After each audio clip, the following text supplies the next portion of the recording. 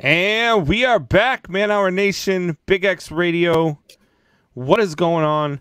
Tori, Wyatt, it's been a great show, but things are about to go downhill. And they're about to go downhill fast. Because we are about to hear some of the most insane baseball talk you will ever hear in your entire freaking life. I have some questions for him about his last power rankings. Hoffy, what's going on, buddy? The curse is real.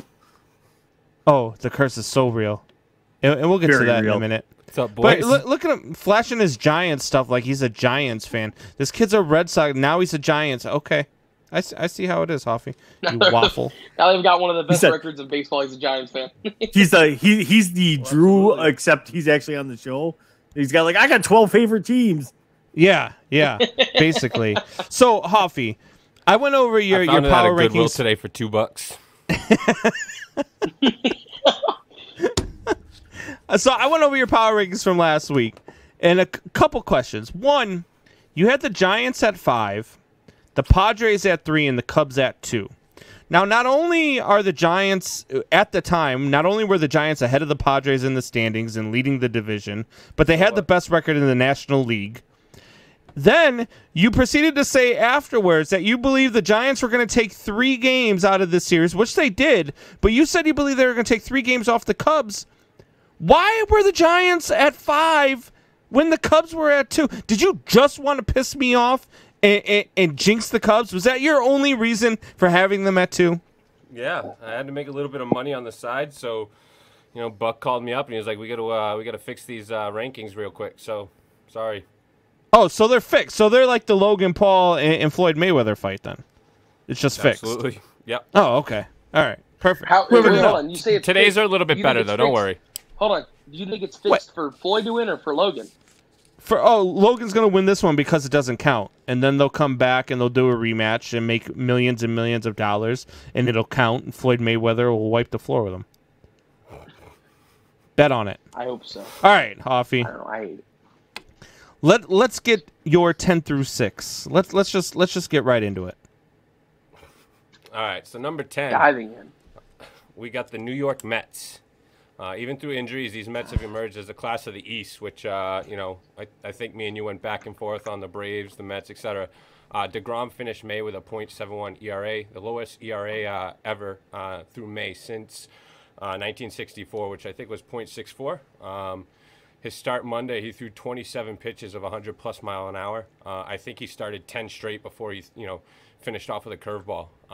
The team is second in ERA, so I have the Mets at number 10. Yeah, even with DeGrom, DeGrom he's so nasty. I mean, the .62 ERA on the season is just absolutely filthy. And as good as they're going and as strong as they're going, that's still a really strong division. I think 10's really low for them. I think that they're I don't know who you have on the rest of your list, obviously, but I just feel like the Mets being not only a division leader, but having, the strength that they do, the schedule that they do, and the pitching stuff that they do, I just don't understand that, at number 10. But I guess we'll see. Who's at 9? Number 9, we have the Oakland Athletics leading the AL West. They finally put their first 3-game win streak together since their 13-game winning streak back in April. They own the best MLB road record at 17-8, but they've at the same time been essentially a 500 team since that hot streak. So watch out for the Astros, who have the number 1 batting average in MLB, to probably take that spot. But right now I have the Athletics at number 9. Yeah, I don't have a problem with the A's there. I think that the A's are one of those teams that, again, every single year, and we say it week after week after week, and Tori, you can back me up on this, the Oakland A's are that team until they prove that they're not going to win this division. I'm just going to keep picking them to win this division because they seem to find a way. They're going to win. They literally live the Moneyball dream, except they do it every single year. Yeah. No, absolutely. They find ways to win with people you've never heard of. Yeah, for sure. And I don't know. I feel like the A's are just that team that is super competitive, and they're always going to be. So, Hoffy, who was number 8? All right, here's where it might get get fun between you and your buddy Tori over here. So at number 8, we have the Milwaukee Brewers. 4-game winning streak after having, lost their 5-game winning streak this past Wednesday, I believe.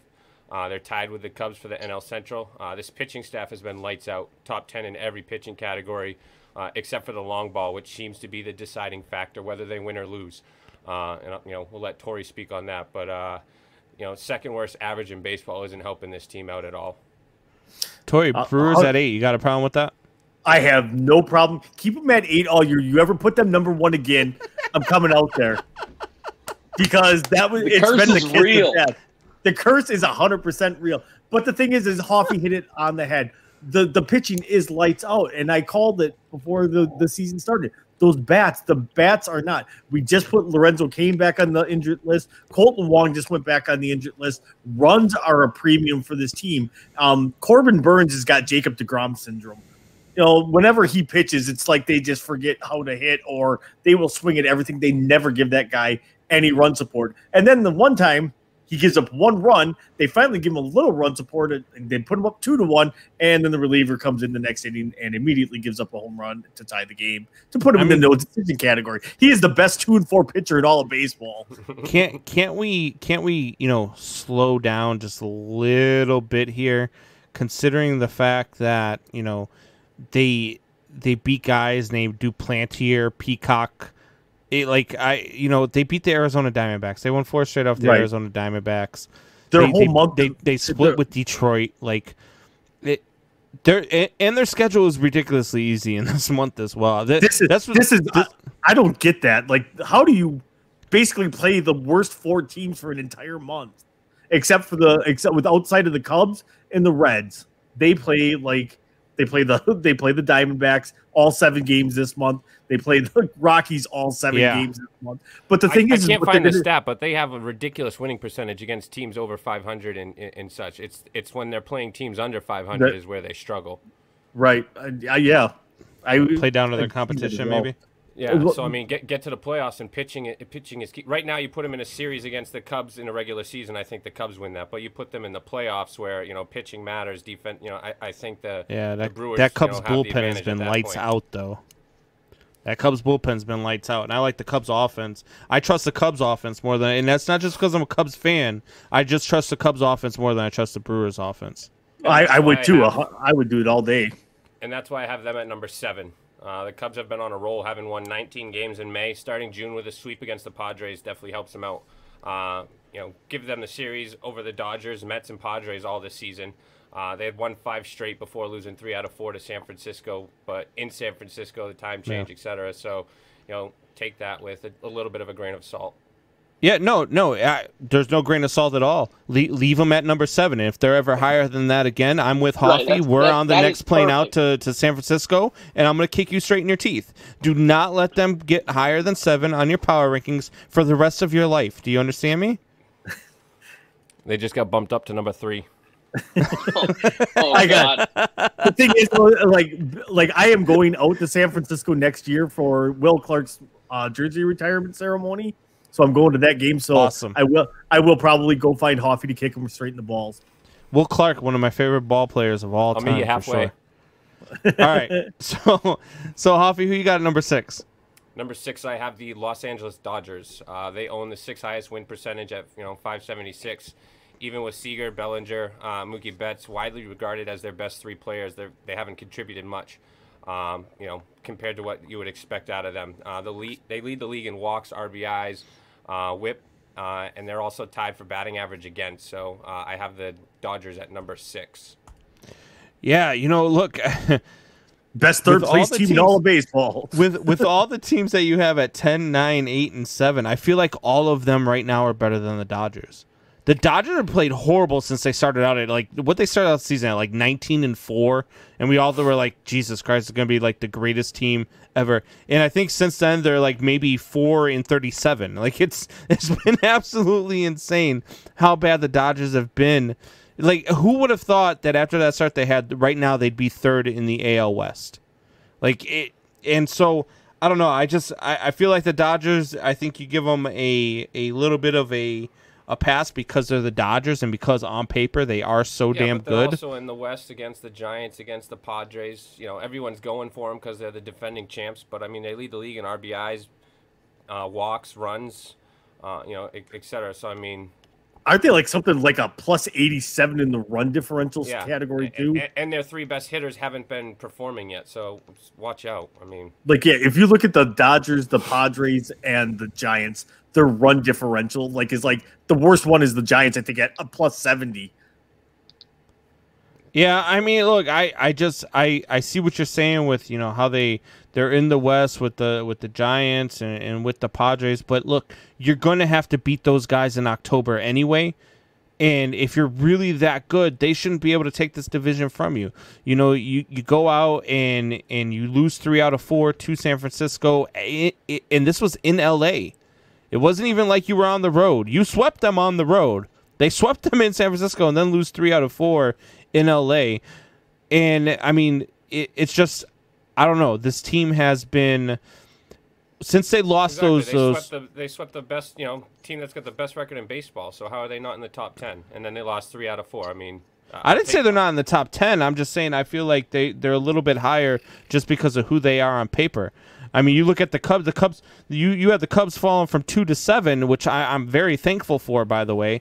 But they just lost 3 out of 4 games to the San Francisco Giants on the road after sweeping the San Diego Padres, and they dropped in your rankings. I don't know. Sometimes I question your mentality. I question your sanity. I question, maybe you're drinking when you do these power rankings. That's what I think. Smoking a little bit of something. I don't know. That's about Either way. That's about all you get to stand on. Just give him the same excuse. I am in California. All right, Hoffy, just give him the same thing I do, Hoffy, and just be like, it's my ranking, shut up.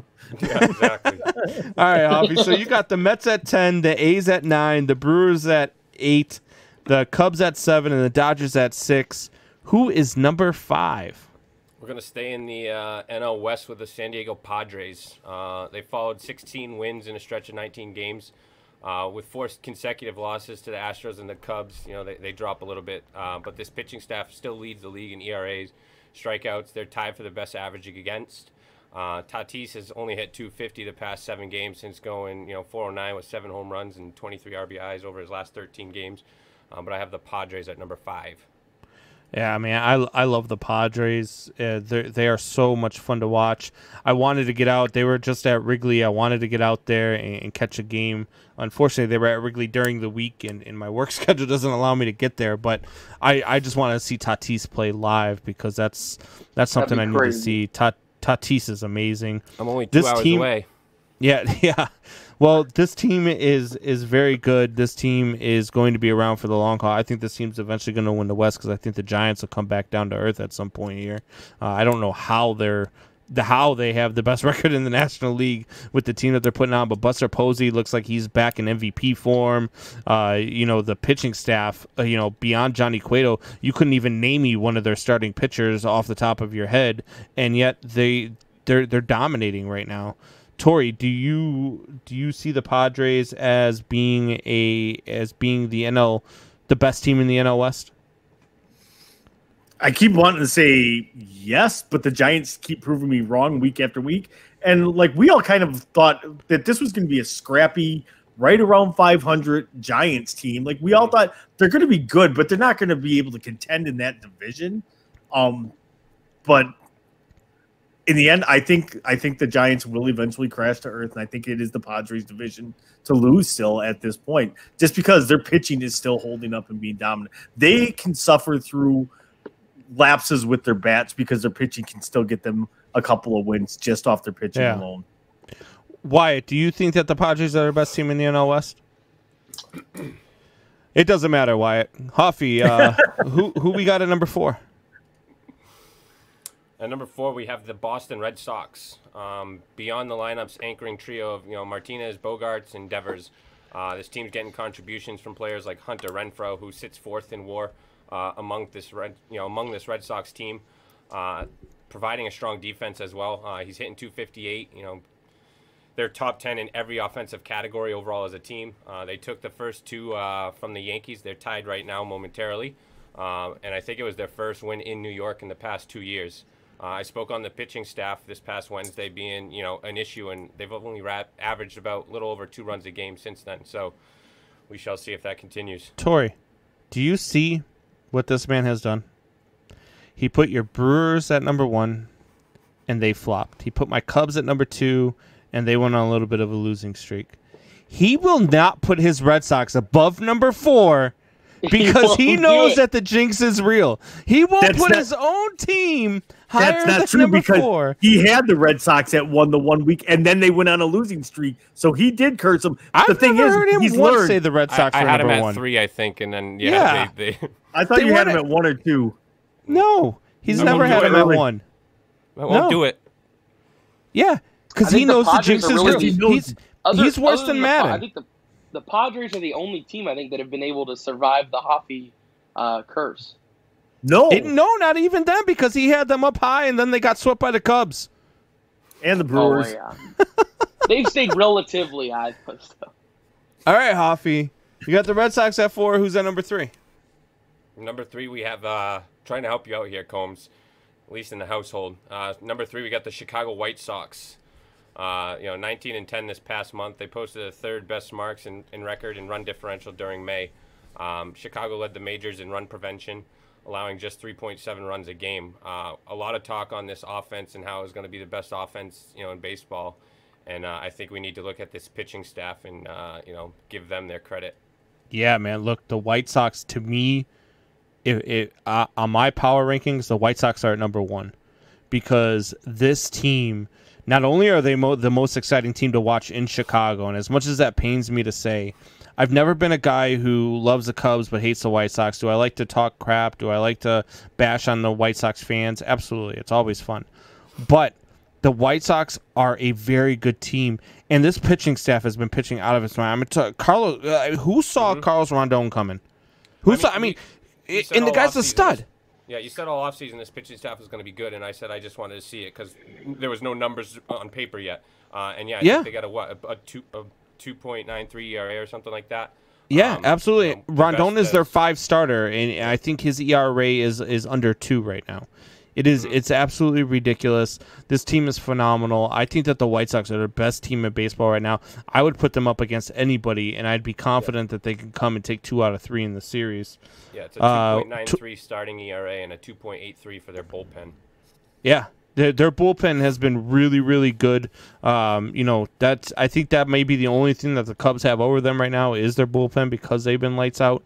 But this team is fun to watch. They're scrappy. They're young. They're just as fun to watch as the Padres are. I love watching the Padres play ball, too. Tori, do you think that the White Sox are the best team in baseball like I do? I would tend to agree with that, yes. Even with La Russa at the helm there, because I still just cannot stand that guy coaching that team. Did you see him yesterday with the South Side, the Rep Your City jerseys, and he puts his hat on sideways in the dugout? Like, I can't believe he didn't get crushed on social media for that. Because you know how you are this day and age. I thought it was funny. I thought it was one of the look at this clown dude. He was probably drunk in the clubhouse anyway. So it's probably why he did it. Had a cigarette hanging out of his mouth as he walked out onto the field. But yeah, he just had his hat on sideways, acting like an idiot because they had the Southside jerseys on. Like, La Russa Those are sharp. They are. See, I don't like them. I don't like them at all. Yeah, I don't know. I love the Boston ones. I love the White Sox ones too. I like the Marlins too. I haven't even seen. Somebody said the Cubs have one. I haven't even seen it. I looked it up, but I haven't seen it. They're doing like 13 cities, and it's just boom, boom, boom per se. Yeah. Okay. All right. So White Sox at number 3. Who's at number 2? Number 2, we have the San Francisco Giants. They're about to lose 15 in a row. The Giants won, 3 in a row at Dodger Stadium over the weekend before taking 3 out of 4 from the lovely Cubs. Through the first 2 months, the Giants rank 6th in ERA and 2nd in outs above average. They're getting solid production from their older fellas in Buster Posey, Evan Longoria, amongst others. Dude, he's batting like 330 right now, Yeah. Buster Posey. But now they just lost Wow. Longoria now for 4 to 6 weeks, correct? Yeah, I did see he got injured. But I mean, I think it's Dude, time did we you start see that saying collision? this team is- I think we start saying this team's legit. They're no longer scrappy. No. Yeah. I Hoffy, would did agree. you see that? 100%. Did you see that collision between Longoria Oh yeah, and that was nasty. dude, it was brutal. I was watching the game. I started laughing because it gave the Cubs a chance to win, and they had a series of comical errors in that ninth inning. But that one by far, it was just because how often do you see a collision that brutal between a third baseman and a shortstop? Yeah, no, I mean, It's usually between an outfielder and an infielder, never between two infielders on the same side. yeah, but I mean, I almost, if the shortstop calls, I didn't see if there was, shortstop call for that, but I mean, shortstop calls for it, you got to give it to the shortstop. It's a ground ball. Oh, it was a then ground ball. I saw a completely different. I tried to see what had happened because I heard about him being out for like 4 to 6 weeks. But No, I so saw different. it was a ground ball. They had the shift on, and Longoria went to go into the hole, but he just not used to playing there, and they just collided. It was crazy. I'll But have to check it. so you got the Giants at 2. Who we got at number 1? Who's the curse going to? Who's about to lose 30 in a row? Who's screwed? Bye, Rays. So far, the Giants are done. Who's else is done? Oh, it's the I'm Tampa helping Bay my Rays. Boston Red Sox here, baby. We got the Tampa Bay Rays. Finished 21. He knows and what 6. he's doing now at this point. Do you hear that maniacal laugh? He's gonna have the Rays at 1, the Yankees at 2, the Orioles at 3. I so badly wanted to put the Blue Jays at like number 3, the Yankees at number 4, but I figured I might get called a drunk at that point. But yeah, I mean, they finished 21 and 6 with a plus 72 run differential in the month of May. Austin Meadows, Mike Mazzino, Brandon Lowe, they've combined for 36 home runs. And Rosarina hasn't even, he's leading the team in runs. He's got 7 homers, but I mean, he hasn't even been as hot as I think he's going to be. So if this team makes it in the playoffs, I think we're going to be looking at another run similar to last year. Yeah, and they got the best record in all of baseball. This team is legit. Look, I thought that they would take a step back from last year. I really did. I didn't think that they'd be as good as they were last year, and I've been proven wrong. The Rays and the A's, man, are the two teams that you could never just count out because they seem to find a way to win no matter who they lose. They lose Snell. They seem to find a way to overcome that. The Red Sox are giving them fits. The Yankees are giving them fits, and they're going to be around all season long. I think this Red Sox team is a lot different under Joey Cora, and the Yankees are just too good to go away. Alex. Alex Cora. Sorry, Joey Cora, Alex Cora, whatever. They look the same. John Madden. Is it John Madden? So with the Rays, how do you have the Rays at number 1 and not have like a 1A with the Pittsburgh Pirates there? Because literally every piece they sent over, it feels like, from that Chris Archer trade has panned out, and they still have Chris Archer back because they resigned him. How like for Pittsburgh Pirates fans, man, it's been a bad 20 years. How could it get any worse? Oh, I know. Let's be completely out of the race and trade all of our prospects for Chris Archer. And then not sign him as a free agent and let him go back to Tampa Bay. To their credit, he massively underperformed in Pittsburgh. But they were 11 games out of the division at the trade deadline. What's no, that? they traded did for he him underperform or did he just go to Pittsburgh? Well, that too. That too. But how do you trade for a guy like that when you're 11 and a half games back at the trade deadline? What did you think was going to happen by trading for Chris Archer and then to not re-sign him? I don't know. It blows my mind. The owner watched Major League on repeat, probably. Yeah. The one thing I can always say is at least I'm not a Pittsburgh Pirates fan. They do have a beautiful ballpark. I think they got the best backdrop in the majors. No. Yeah, that is a gorgeous park. Who does? San Fran is gorgeous. Oh, San Francisco is beautiful, but I think that the backdrop, because you've got the bridge and the entire city that you can see over center field. San Fran's got a beautiful ballpark, but you can't see like everything while you're sitting there, behind home plate like you can at Pittsburgh. But if you're in right field, I guess it depends on where you're at in Oracle Park. Yeah. So, all right, Hoffy. So we got we ran through it. The Mets at 10, the A's at 9, the Brewers at 8, the Cubs at 7, the Dodgers at 6, Padres at 5, Red Sox at 4, White Sox at 3, and the doomed 2 for this week are the Giants and the Rays at 2-1. Doomed. I'm telling you right now. Look, if the Giants, go 1-6 this week, and the hat on, they're really screwed. Yeah, if the Giants go 1-6 this week and the Rays go 1-6 this week, I'm telling you right now, your segment is canceled on Man Hour. We're never talking baseball again. No, screw that. We're bringing him on every time then, and I'm going to just call the bookie in Vegas and start putting money on it. Yeah, that's true too. I got you, boys. Don't worry. All right, Hoffy. As always, man, it's been fun. Hey, before you go, I got to tell you guys a story real quick from yesterday.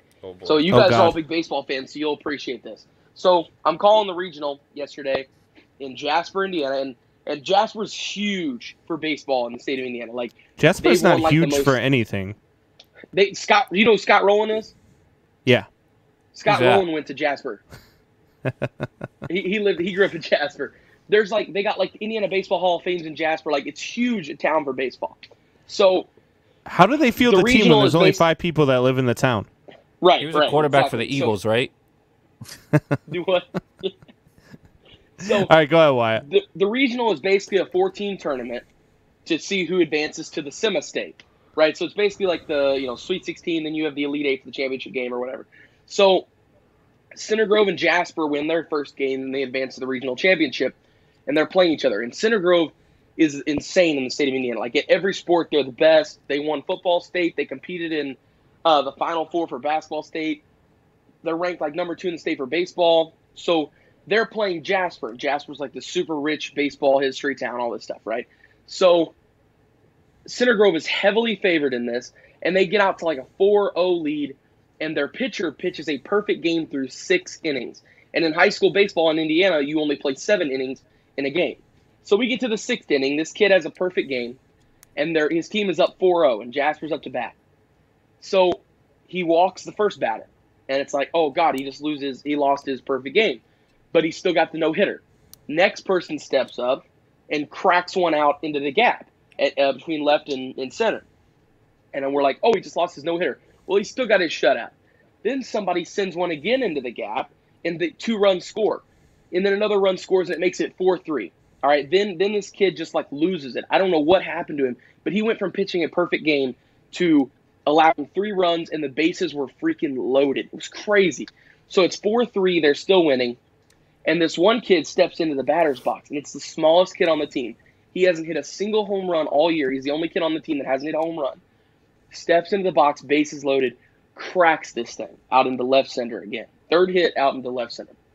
And this thing's traveling, and it looks like it's going to hit the fence, but I don't know if there was a gust of wind or what. But this thing just starts coming across, and it lifts and comes back out, and it goes out of the park, a grand slam. They went and they won it 7-4. They were down 4-0 with 2 innings left. The opposing pitcher had a perfect game.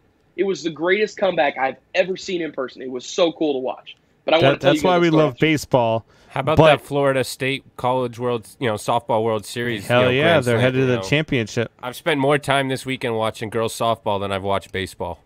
Yeah, I've been watching it too, man. The Women's College World Series has been awesome. As always, we're talking about Major League Baseball. We're talking about the power rankings and why it comes in with a high school baseball story. So, hey, I knew you guys would enjoy that though. It was a heck of a game. I wish you guys could have seen it. It was crazy. All right, Hoffy, as always, man, it's been fun. Thanks for joining us. We will check you next week, bud. Thanks, boys.